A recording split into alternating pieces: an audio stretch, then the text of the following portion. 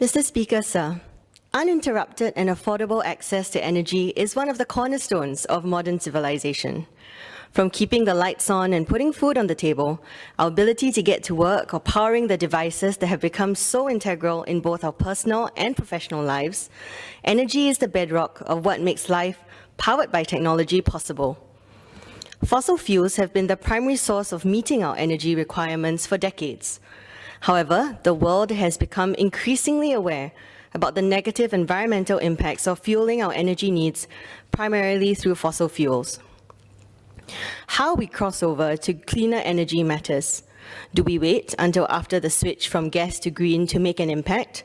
Or do we take incremental steps to do what we can in the here and now as we make the transition? I am glad to see the government's conviction to retiring almost all existing natural gas-fueled power plants over the next 1 to 2 decades as part of our enhanced 2030 nationally determined contributions and 2050 long-term low-emissions development strategy.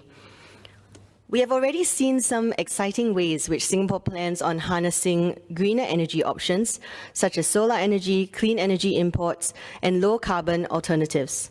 In July this year, we officially opened one of the world's largest floating solar farms. As we debate this bill, COP26 is underway in Glasgow.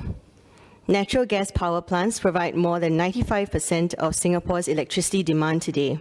So I am heartened by the recent announcement that Singapore intends to import 30% of our electricity supply from low-carbon sources by 2035, for example, through subsea cables from Indonesia and Australia. I am also glad that EMA will verify the cleanliness of energy inputs, including requiring proof of carbon output. So steps are being taken.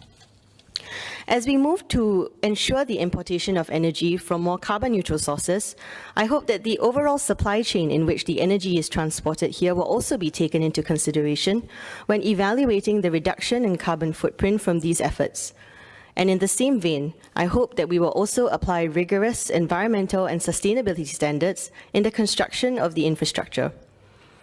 In this bill, I support the levers proposed to require, not just encourage, power generation companies to improve the energy efficiency of their existing units and shift towards cleaner and more efficient modes of power generation, as the amendments enable the EMA to implement policies, standards to require electricity generation licensees to reduce greenhouse gas emissions. In this regard, it would be important for EMA to start work early alongside industry for successful compliance with these standards. I would also like to ask if the EMA is planning for a transition period for such companies, and if so, how long will this be? Next, the proposed amendments to have EMA build, acquire, own, and operate critical power sector infrastructure if the private market fails to do so is a prudent one towards safeguarding the security of our power system, although I recognize that certain stakeholders are concerned that these units would compete with existing units in the Singapore wholesale electricity market, with the effect of depressing wholesale electricity prices. I also support the move to allow EMA to raise capital and issue bonds, as this protects our energy plans to a better degree from adverse market forces. Few governments can or choose to fill the infrastructure investment gap alone. With the Minister's approval, the EMA will now have the ability to raise capital, not just from the government, but also any source in or outside of Singapore. I think it is important for Singaporeans to be able to participate and benefit from supporting the nation's infrastructural goals. Will preference be given to Singaporeans who would like to participate in the issuance of such an infrastructure bond? And under what conditions will EMA look to raise capital from outside of Singapore? In the event that large amounts of overseas capital are approved of and raised, will the government make the sources of such capital public knowledge? Given the lessons we can glean now from the instability of such markets, I stand in support of the spirit of the move, but I do seek some clarity in the execution.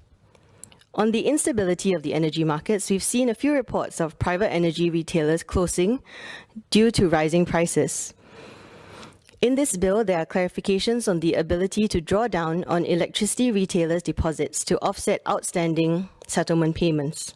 And this move intends to protect consumer interests to reduce the amount of default costs borne by consumers in the event of insolvencies.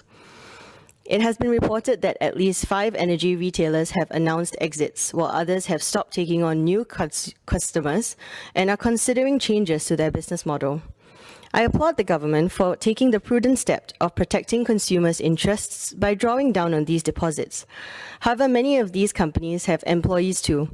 And in these difficult circumstances, I would also like to ask if the government will also consider ensuring that there is support for such employees from these companies who are choosing to downsize or exit.